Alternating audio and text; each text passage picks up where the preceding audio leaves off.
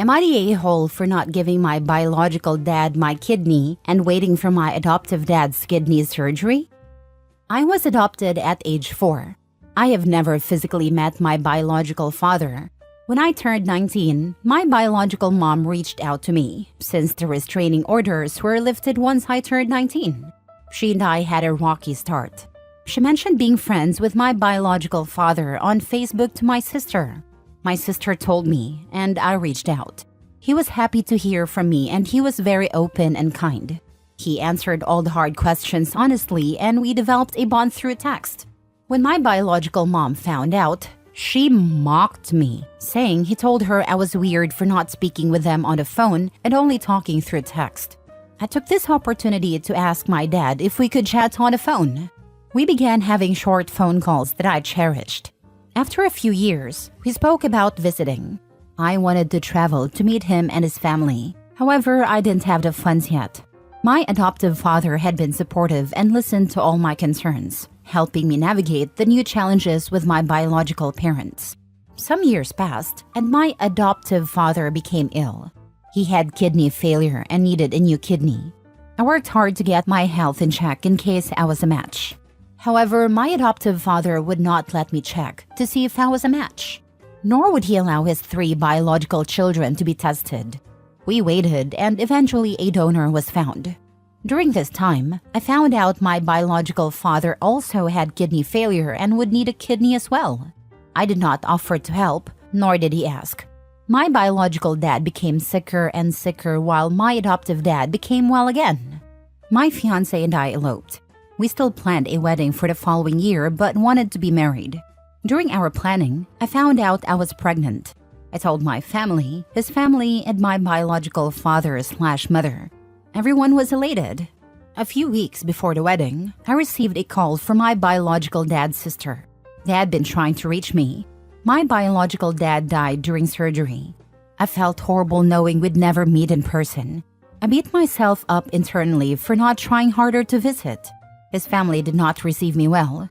They sent very mean and hurtful messages, saying I wasn't his child and that I'm not family, and that I was trying to get his money. They refused to acknowledge me and did not invite me to the funeral.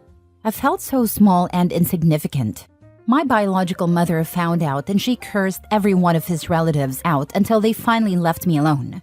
She told me she was sorry for my loss and that she was there if I needed anything. Through my loss, I gained her acceptance, and we speak more frequently, even over the phone.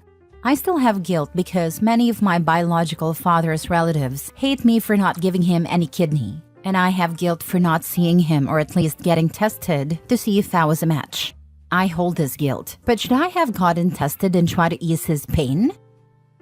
Now for the top comments. Don't blame yourself for that. When your dad was well, he could have made many efforts to go see you. Let that blame go and live your life. There's no guarantee you would have been a match even if you'd offered. And there is no guarantee that he would have survived the surgery. Not the a-hole. Donating a kidney is no small thing, especially for a young woman who still wants children.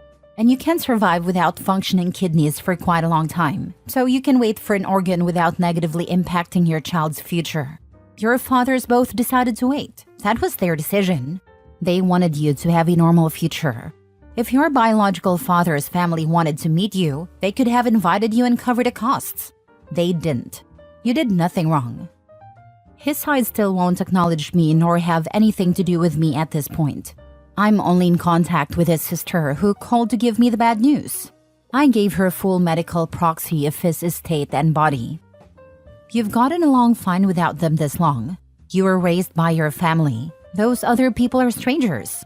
Let it be. Giving up a kidney is a huge thing, and he never asked you, so you have no reason to feel bad. Second, if your bio mom didn't inherit everything from your bio dad, then it kind of sounds like you could have been in your bio dad's will. I say this because, at least in the US, wills are typically written to specifically name your then living children and also say something should go to any other bio children you may have. If that's the case, then that's why they refused to acknowledge you and accused you of trying to get his money. I told his sister to use it towards his burial. It wasn't a lot. Next story. Am I the a-hole for refusing to let my parents move into my new house? I, 34 male, recently bought my first home after years of hard work and saving. It's a modest but beautiful house in a quiet neighborhood, and I'm incredibly proud of achieving this milestone. My parents, both in their late 60s, currently live in a rented apartment, and while they're not struggling financially, they've expressed concerns about retirement and wanting a more stable living arrangement. After I announced my house purchase, they approached me with the idea of moving in with me. They said it would give them a chance to downsize, save money, and spend more time with me. While I love my parents and respect everything they've done for me, I was honest and told them that I wanted this house to be my personal space. I've lived with them most of my life, and I was looking forward to having my independence. They didn't take it well. They accused me of being ungrateful, reminding me that they sacrificed a lot to support me through college and early adulthood. They even suggested that I owe it to them to give back now that I'm in a better financial position. Some extended family members also chimed in, saying I should honor my parents by letting them live with me. I tried explaining that while I'm happy to help them in other ways, like assisting with rent or finding a better place for them, I'm not ready to share my home. It's not about them personally. It's about finally having a space that's mine. Despite this, they continue to pressure me, and now I'm starting to feel like I might actually be selfish for saying no. So, am I the a-hole for refusing to let my parents move into my new house? Not the a-hole. The minute you allow them into your home, they will try to go back to the parent/child relationship and try to control every aspect of your life while having no respect for you. Don't do it. Save your sanity. Definitely this. They will take over everything. Your friends are too loud. Why are they here again? We don't like your groceries. Can you drive me into such and such? Why are you going out? Again? There will be seriously worn places on your sofa from them watching their shows. It will be a nightmare, and they will never leave. They should be proud of you for buying your own house, not trying to hijack your independence and home. Not the a-hole. Don't be silly. He won't have his sofa. The house will be full of his parents' furniture, and I'm sure they will take the master bedroom. There's 2 of them, so they need it more. Not the a-hole. You're allowed to have boundaries. Helping them financially is more than enough. You don't owe anyone your independence just because they are family. Exactly. Setting boundaries is important for maintaining your own well-being.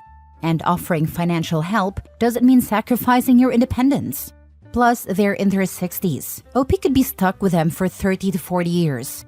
They just hit retirement age, if they've even gotten there yet. They can take care of themselves, even if they don't want to do so. Kids don't owe their parents anything, and it's manipulation and emotional abuse to claim otherwise. Not the a-hole. You have every right to have your own space. Because let me tell you, once you start helping them, their entitlement will reach new highs. Just you watch. Seen it time and time again. Stand your ground. Keep healthy boundaries. And remember, they did their job as parents. And it's not for a payday at the end. They made those choices and they need to be okay with them. Next story.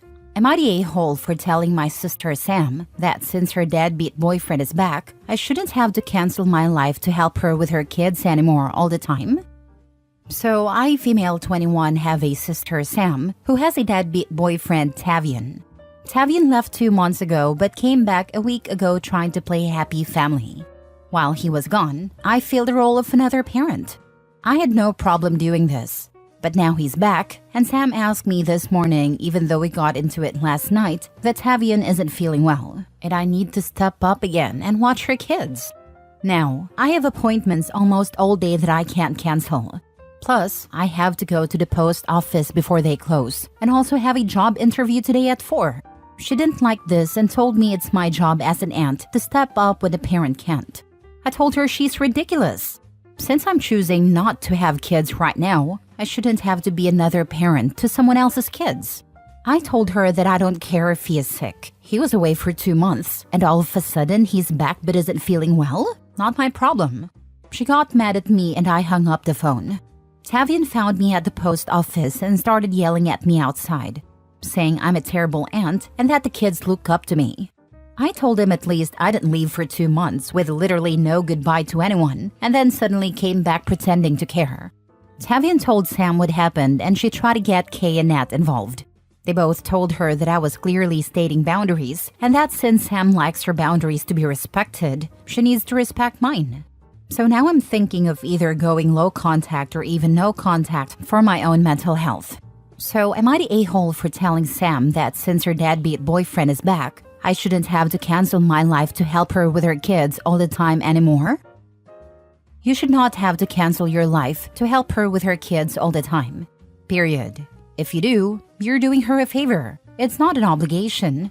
Apart from that, the fact that their dad is not fulfilling his actual obligations is obviously bad. Why is it so hard for people in these situations to say this and mean it? Did not do the banging, not doing the rearing. That would be my answer to them both, and it wouldn't even be a long conversation or debate. That sentence is complete. Oh, so he was well enough to go to the post office, but not well enough to take care of his own kid? Tavian is a loser. Make sure he and your sister both know that. Not the a-hole. Their spawn, their problem. Yup, he actually hit me very hard as well. Some big guy had to step between us since I was about to explode. I don't put up with anyone, man or woman, hitting me for no reason. Next story. Am I the a-hole for insisting my brother and sister-in-law will be parents of the groom at mine and my fiancé's wedding? I, 26 male, was raised by my brother and sister-in-law. My brother is 14 years older than me, and he and sister-in-law met in high school and started dating. He was already bringing me up because our parents did not want to parent again. They weren't great to my brother, but at least kept him alive. Without my brother, that wouldn't have been true for me. I was dumped into his arms the day I was born, and they told him to figure it out. When he moved out, I moved with them, and sister-in-law's parents became my grandparents. We lived as a family from that point on. I call them mom and dad even though they never adopted me. Their kids together are my siblings, and we were raised as siblings with me as the big brother. They were there for everything and even helped me get into college. I met my fiancée in college, and she knows my family history as do her family. This was never a problem before wedding planning began, but some of her relatives, and she has stood up to them when it comes to this, have complained about my parents being listed as such, instead of being listed as brother and sister-in-law of the groom. They say it already sounds weird that I call people who look only a few years older than me mom and dad, but for the wedding, it will look awful, and like we're wild people to call people who could pass for just 10 years older parents of the groom. My fiancé said it's not those relatives' decisions and that they need to respect ours or they won't be at the wedding. They said I should realize, or someone in my family should realize, how trashy it will look to people and how my brother and sister-in-law will look to others. For those who ask, my family knows how my parents, siblings, and grandparents will be listed. I won't say they were demanding it, but it was expected since I called them mom and dad. Am I the a-hole? Not the a-hole. Whoever is creating drama because of this can get over themselves. How dare they demand you demean your brother and sister-in-law's efforts, raising you just for their special fees? They're the only parents you have ever known, and they deserve that recognition. I can't imagine the hurt they'd feel if they were erased on your special day. You're definitely not the a-hole. Your brother and sister-in-law raised you, and they deserve to be recognized as your parents on your special day. It's unfair for anyone to expect you to downplay that bond just to avoid making things uncomfortable for them. I'm just glad it's outsiders having a problem with it, and not your brother and sister-in-law suddenly refusing and turning their backs on you, as I feared when I read the title. Your wedding, your family, your choice. Everyone else needs to sit down and be quiet. Those worried about how trashy it will look to people can stay home so they won't be embarrassed. You and your fiancé don't need or want people like that in your lives. You're not the a-hole, but judgmental people are. Just curious, are you inviting your parents? I'm not inviting the people who made me. They're strangers to me and we don't have anything to do with them now. Last story. My dad's affair is going to break our family apart. Dad's affair has broken our family. I, 30 female, recently found out my dad, 57 male, has been having an affair with a work colleague. My mom, 54 female, and I are extremely close, and our family is very close. We speak daily and hang out almost weekly. I have no words to express the anger and hurt I am feeling.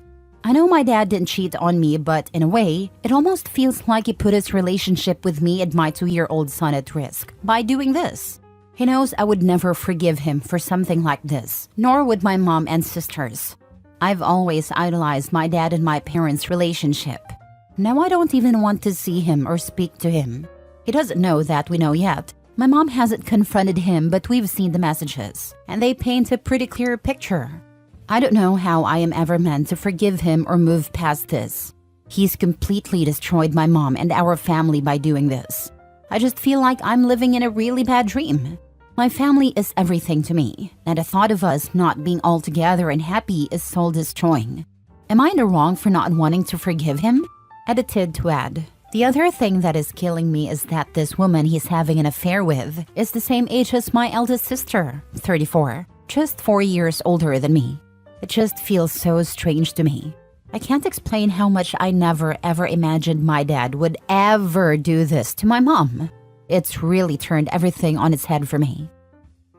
I know my dad didn't cheat on me. He did. A cheater betrays those they're in a relationship with and a family they're ruining.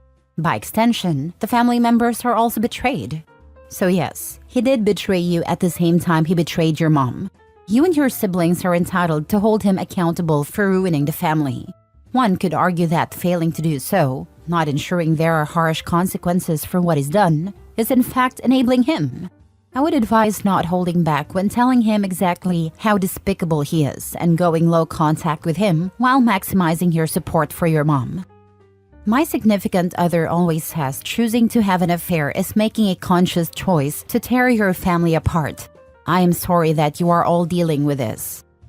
You're not wrong. There is no excuse for cheating. If you are unhappy, separate, then see other people. But cheating? It is the ultimate betrayal of trust and a demonstration of total disrespect. Support your mother. Your father has shown how little he values your mother and his family. He does not deserve that family. You would be more than justified in cutting him off. I certainly would if it were me.